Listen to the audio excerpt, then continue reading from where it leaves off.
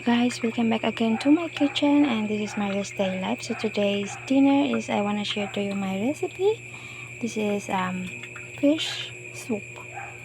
So version ng Philippine soup. Ayan. So ito yung mga sangkap na gamitin ko. Meron ako ditong assorted leafy vegetables. Meron siya itong talbos ng kalabasa, and then ng kamote, and then malunggay leaves, and then may saluyot, ganun. And then meron din siyang green leafy onions.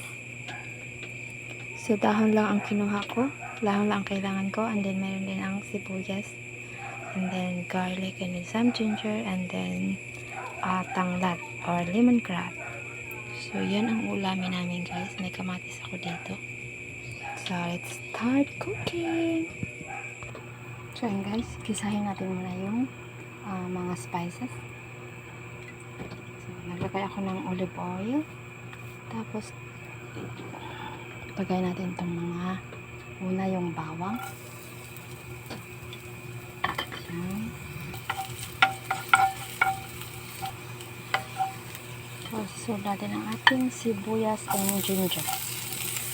So hanggang sa lumabas lamang yung aroma. Tapos sunod natin ang ating kamatis. Ayan.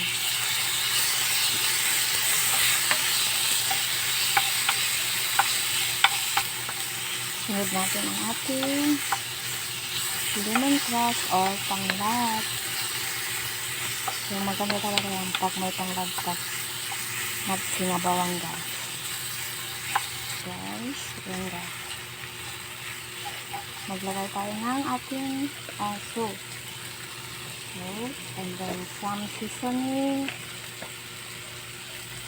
Ayan. And then black pepper powder.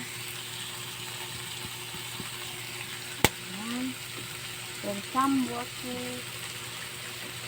Maglagay tayo ng water.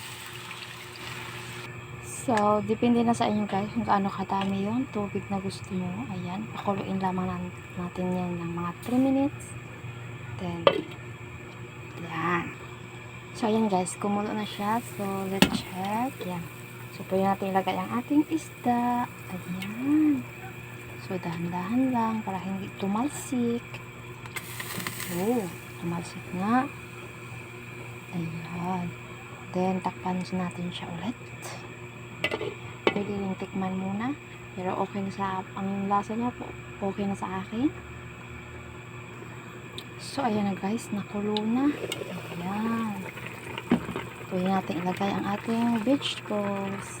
Ayan, lagyan natin ng vegetables sa ibabaw.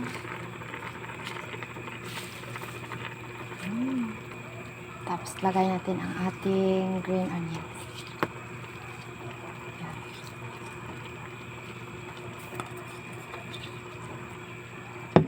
Tapos, takpan natin siya ulit. Ayan. So, ayan guys, nakulo na siya ulit. Ayan. Oh, smell yummy.